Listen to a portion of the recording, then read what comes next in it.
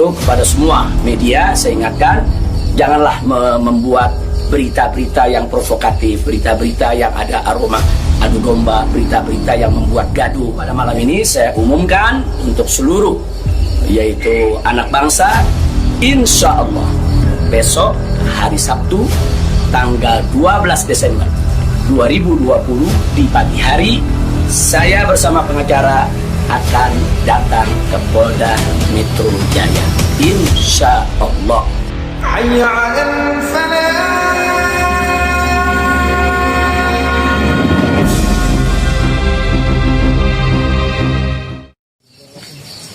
Assalamualaikum warahmatullahi wabarakatuh.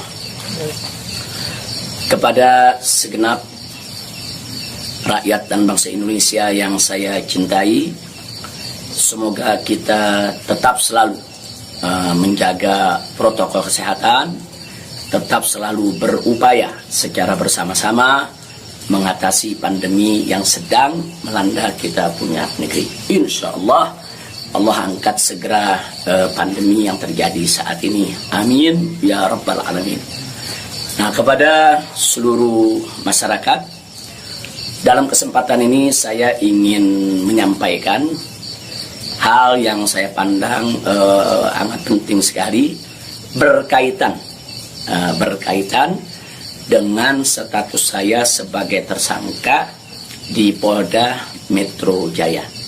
Nah, yang ingin saya sampaikan di sini adalah pertama, bahwa saya tidak pernah lari apalagi sembunyi. Sekali lagi saya ulangi, saya tidak pernah lari dan tidak pernah sembunyi. Karena selama ini pada proses pemulihan, saya lebih banyak duduk di Pondok Pesantren Alam Agrokultural Markas Syariat Megamendung. Karena di pesantren ini udaranya sangat asri, segar, jadi untuk pemulihan luar biasa bagusnya. Sekali-sekali saya turun ke Petamburan, saya turun ke Sentul untuk menengok anak dan cucu. Jadi bagian pertama yang ingin saya tekankan adalah saya tidak pernah lari apalagi sembunyi dari panggilan polisi. Yang kedua, saya juga tidak pernah mangkir dari panggilan Polda Metro Jaya. Nah, kenapa saya katakan saya tidak pernah mangkir? Pada panggilan yang pertama, yaitu hari Selasa tanggal 1 Desember 2020, ketika itu saya tidak bisa memenuhi panggilan, saya kirim pengacara. Pengacara datang ke sana, bertemu dengan penyidik, menyampaikan surat secara resmi, minta penundaan, dan alhamdulillah penyidik bisa memahami dan menerima. Akhirnya sepakat bahwa saya diundurkan untuk panggilan yang kedua. Nah, untuk itu saya apresiasi, saya hargai sikap penyidik yang sangat kooperatif, sangat baik. Terima kasih. Nah, kemudian pada panggilan yang kedua, yaitu pada hari Senin tanggal 7 Desember 2020. Nah, ketika itu saya melihat posisi pemulihan kita memang masih perlu penambahan sedikit waktu. Dan lagi-lagi saya tidak mangkir, tapi saya kirim pengacara saya bertemu kembali dengan para penyidik. Kita sampaikan surat, kita sampaikan permohonan, dan alhamdulillah permohonan tersebut diterima secara baik oleh para penyidik. Lagi-lagi di sini saya ingin sampaikan apresiasi dan terima kasih kepada para penyidik di Polda Metro Jaya. Nah, pada hari itu juga, yaitu di pagi hari Senin tanggal 7 Desember, ada kesepakatan, yaitu antara para pengacara dengan para penyidik, juga dengan keridoan saya, di mana kita sepakat bahwa saya akan datang ke Polda Metro Jaya pada hari Senin tanggal 14 Desember 2020. Itu sudah merupakan satu komitmen. Artinya komitmen, kita akan datang, insya Allah sehat walafiat, tidak ada halangan lagi. Nah, ini yang perlu kita sampaikan, dan komitmen ini kita jaga betul. Karena saya akan selalu memegang komitmen dengan pihak manapun kalau kita sudah membuat satu kesepakatan, satu perjanjian.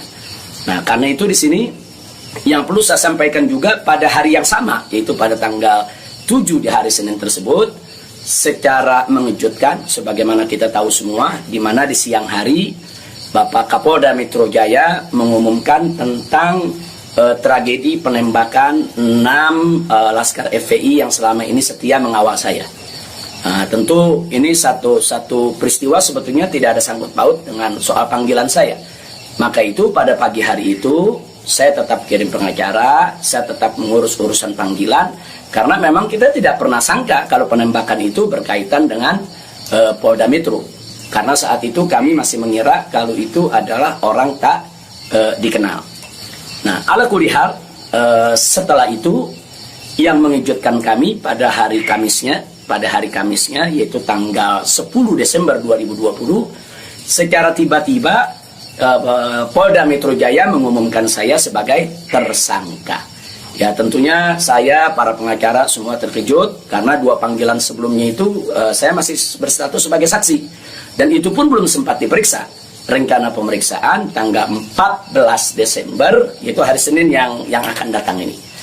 Nah, tapi karena memang pengumumannya begitu mengejutkan, pada hari Kamis tersebut saya sebagai tersangka, kemudian mendengar itu tidak benar kalau ada mengabarkan saya sembunyi, saya lari, tidak benar. Saya tetap berada di markas syariat Megamendung. Nah, begitu hari Kamis ada pengumuman semacam itu, Jumat pagi tanggal 11 Desember itu kita kirim lagi para pengacara untuk bertemu dengan penyidik, dan alhamdulillah terjadi pertemuan dengan penyidik. Nah, ditanyakan oleh para pengacara bagaimana komitmen yang hari Senin tanggal 14, apa itu batal atau bagaimana. Nah, kalau saya pribadi ingin tetap berpegang kepada komitmen. Nah, karena kita ini ustadz, dai, bergerak di bidang agama, tidak layak kalau kami itu membatalkan perjanjian atau suatu komitmen. Nah, kita dapat jawaban dari para penyidik. Dari para penyidik kelihatannya mereka tidak mau menunggu sampai hari Senin, mereka minta lebih cepat. Nah, pada saat itu juga para pengacara minta kepada para penyidik, ya Habib Rizik siap dipanggil kapan saja, tapi tolong surat panggilannya dibuat. Surat panggilan sebagai tersangka. Kami tidak pernah terima. Kami tidak pernah terima. Tapi kelihatannya para penyidik agak keberatan untuk mengeluarkan surat tersebut. Akhirnya terjadi kesepakatan, kalau begitu cobalah bagaimana caranya supaya Habib bisa lebih cepat lah ke Polda Metro Jaya. Jadi artinya mereka tidak mau melanggar komitmen juga, karena memang komitmennya pada tanggal 14 siap diperiksa. Nah, kita katakan melalui pengacara, kami bukan orang-orang yang suka ingkar janji, bukan orang-orang yang suka mengingkari komitmen yang ada. Tapi karena memang Polda Metro Jaya meminta lebih cepat, lebih baik menurut beliau, saya terima.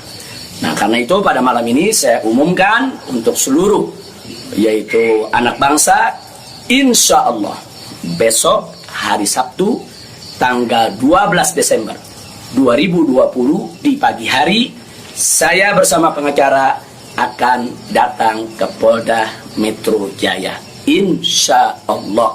Nah, jadi saya mau menunjukkan bahwa kita tetap punya komitmen untuk menjadi warga negara yang baik, untuk patuh hukum, untuk ikut melaksanakan daripada prosedur hukum yang ada. Nah, karena itu kepada semua media saya ingatkan, janganlah membuat berita-berita yang provokatif, berita-berita yang ada aroma adu domba, berita-berita yang membuat gaduh. Jadi tidak benar kalau saya lari, saya sembunyi, atau saya mangkir. Nah, itu yang ingin saya sampaikan. Nah, selanjutnya saya ingin menyampaikan kepada Polda Metro Jaya agar tidak terjadi kerumunan, agar tidak mengambil perhatian daripada masyarakat, agar juga tidak ada pihak ketiga yang memanfaatkan yaitu momentum soal penjemputan saya ini sehingga bisa menimbulkan kegaduhan. Maka itu saya minta kepada Polda Metro Jaya tidak perlu untuk mengerahkan kekuatan secara berlebihan. Bahkan menurut saya tidak perlu ada penjemputan, tidak perlu ada pengerahan pasukan. Itu hanya akan mengeluarkan biaya yang banyak, kemudian ditambah lagi juga menguras tenaga, dan yang paling berbahaya adalah mengundang perhatian masyarakat sehingga nanti terjadi kerumunan. Nah, begitu terjadi kerumunan, nanti ada pihak ketiga sebagai provokator membuat kegaduhan, dan ini akhirnya bisa merugikan kita semua. Nah, jadi tidak usah khawatir, tidak perlu ada pengerahan kekuatan, tidak perlu ada pengerahan pasukan. Insya Allah besok hari Sabtu pagi tanggal 12 Desember 2020 saya akan diantar oleh para pengacara saya. Nah, untuk memenuhi panggilan atau memenuhi yaitu panggilan atau rencana pemeriksaan yang akan dilakukan oleh Polda Metro Jaya sesuai dengan aturan yang berlaku. Nah, ya, yang berikutnya yang tidak saya lupakan kepada seluruh umat Islam. Kepada seluruh umat Islam, saya minta juga tidak membuat kerumunan. Nah, jadi jangan sampai mengganggu daripada proses hukum ini. Sabar, tenang, ikuti proses hukum ini dengan baik, sesuai dengan aturan yang ada. Banyak-banyak berdoa. Nah, mudah-mudahan semua berjalan dengan baik. Insya Allah Allah memberikan keamanan, keselamatan, kemenangan dan lain sebagainya. Jadi tolong jangan buat kerumunan karena kita sudah punya komitmen. Bagaimana untuk tetap menjaga protokol kesehatan, bagaimana kita bersama-sama dengan semua komponen anak bangsa yang ada untuk mengatasi pandemi di kita punya negeri. Nah, jadi sekali lagi saya ulangi kepada Polda Metro Jaya, saya minta tidak perlu untuk mengerahkan pasukan, apalagi secara berlebihan, karena akan mengundang perhatian, mengundang kerumunan, bahkan bisa memberi kesempatan kepada pihak ketiga, provokator, untuk membuat kegaduhan. Nah, ini kalau ini terjadi, akhirnya kita semua rugi. Nah, tidak usah khawatir, saya pegang komitmen, insya Allah besok hari Sabtu pagi saya akan hadir di Polda Metro Jaya bersama para pengacara saya. Dan kepada umat Islam sekali lagi jangan bikin kerumunan. Apalagi sebab kalau bikin kerumunan lagi nanti ada provokator, ribut lagi, gaduh lagi. Saya tidak mau ada kegaduhan, saya tidak mau ada kerumunan. Saya ingin pemeriksaan itu berjalan secara baik sesuai dengan undang-undang yang berlaku. Dan kepada masyarakat cukup doakan dari rumah agar saya, begitu juga para pengacara semua diberikan kekuatan oleh Allah Subhanahu wa taala. Itu saja. Terima kasih. Jazakumullahu khairal jazaa. Wassalamualaikum warahmatullahi wabarakatuh.